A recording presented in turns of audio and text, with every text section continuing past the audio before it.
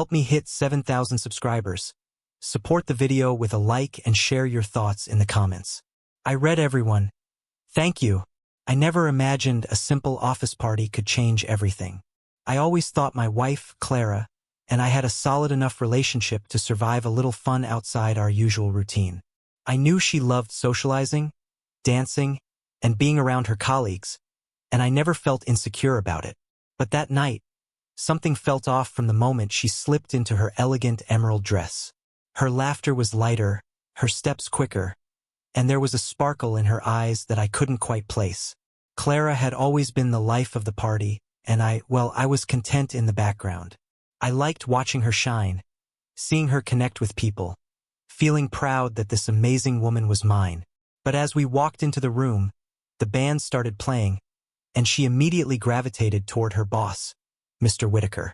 He was tall, charming, and had that effortless charisma that makes people follow his every word. I could see the way he smiled at her, that polite yet lingering smile that made you feel like you were the only person in the room.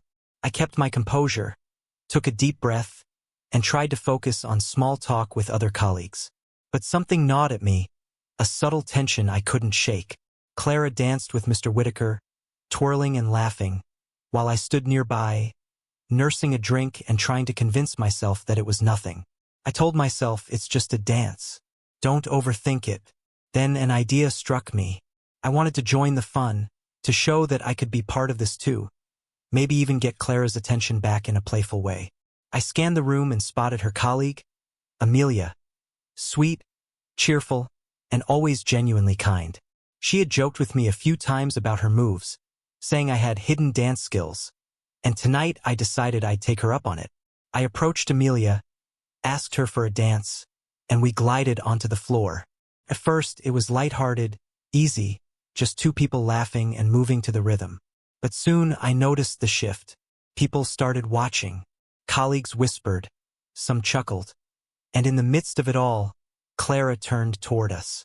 Her eyes widened, her mouth slightly open, and I could see the shock before anything else. She hadn't expected me to do this, hadn't imagined I'd respond in a way that wasn't predictable. As Amelia and I danced, I could feel my heart pounding, not from the rhythm, but from anticipation. Clara's expression changed from surprise to anger, and then to disbelief. Her lips pressed into a tight line, her brow furrowed, and she seemed almost frozen, caught somewhere between indignation and jealousy. I could see the contrast now, the way she danced freely with her boss versus the tension on her face as she watched me glide with Amelia. After the song ended, I let Amelia step back with a grin. She whispered, "That was fun. You've got some moves?" And I smiled, nodding. But my attention wasn't on her. It was on Clara. She was standing still, arms crossed, staring at me like I had done something entirely unforgivable. The energy in the room had shifted, and I could feel it. Colleagues were sensing the tension, and the air seemed heavier. Clara finally approached, her voice quiet but trembling. "Ethan, what are you doing?" she asked, the words sharp even though they were soft. I looked at her calmly, letting the words hang in the air. "Having fun," I said simply. "Isn't that what we're supposed to do at a party?" She shook her head, her eyes filling with something I couldn't name at first. Anger, hurt, confusion, maybe all three. "You knew I was dancing with Marcus," she said, her voice rising slightly. "And you chose to dance with Amelia? Really?" I took a slow breath, trying to steady myself. "I didn't choose Amelia to make you feel bad," I said. "I just wanted to join the fun, to dance, to be part of it. I wasn't trying to compete with Marcus. I just wanted you to see me enjoying myself too." Her hands tightened at her sides. She didn't respond immediately, just stared. And in that moment, I realized something fundamental had shifted. Clara had always been confident in her charm, in the attention she received, and I had always been patient, secure, willing to let her have her moments. But now the dynamic had changed. She wasn't expecting resistance or playfulness that challenged her sense of control. My decision to step onto that dance floor with Amelia had disrupted the unspoken rules she thought governed us. For a long moment we just stood there, the music still playing around us, and I could feel the tension rippling like an invisible current. Clara's face flushed, her jaw tight, and finally, she let out a sharp laugh, more bitter than amused. "You think this is a game, Ethan?" she snapped. I shook my head slowly, holding her gaze. "No, Clara, it's not a game. It's reality. I'm here, I'm present, and I'm not going to stand in the shadows while you parade around like I don't exist." Her eyes narrowed, and for the first time in years, I saw that edge in her. The edge that made me feel like I didn't recognize the woman I married. It was in that moment, surrounded by music and laughter, that I realized the night had shifted irreversibly. What started as a simple dance had become a mirror, showing us both truths we hadn't wanted to confront. Clara's laugh cut through the music again, harsher this time. "So that's it," she said. "You just flaunt yourself with someone else?" I shook my head, feeling a strange calm settle over me. "It's not about flaunting, Clara. It's about showing up, about being seen. You chose to dance with him. I just chose to exist in the same space as you, confidently."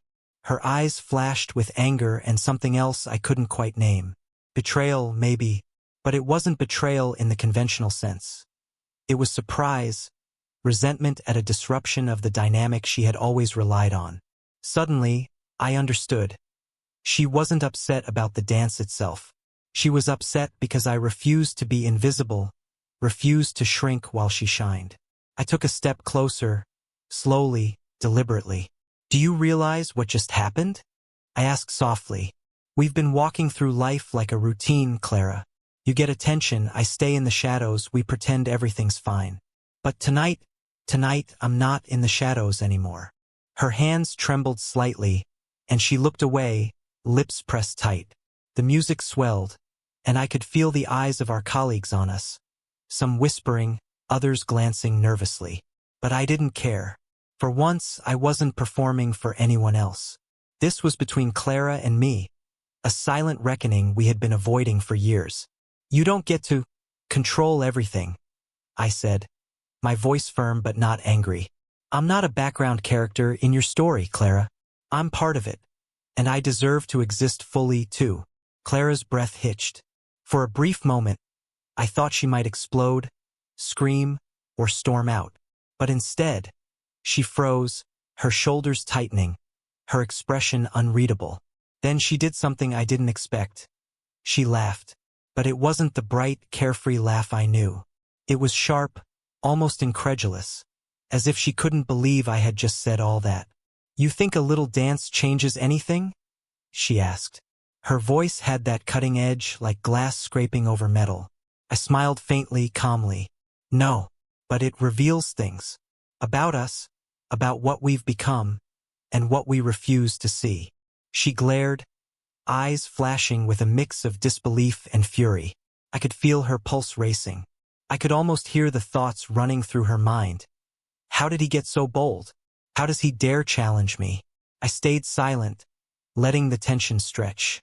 In silence, I realized how much power I had given her, how much control I had silently surrendered, believing it was love, respect, or maybe patience.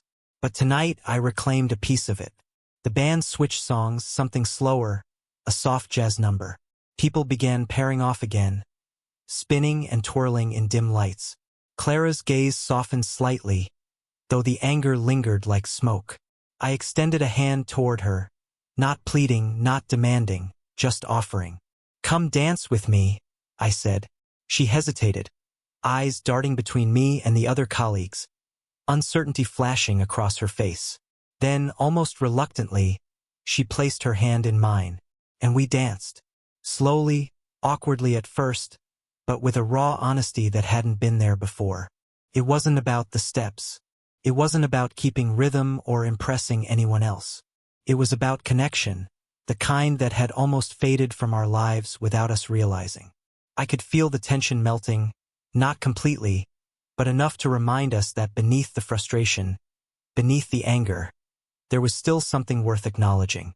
And then, as the song ended, Clara whispered something I didn't expect. I didn't realize how much I've been taking for granted," she said, voice barely audible over the fading music. There was no apology, no sudden forgiveness. Just a raw admission that hit me harder than any dramatic confession ever could. I nodded, letting her words settle. "We both have," I said simply. "But recognizing it is the first step."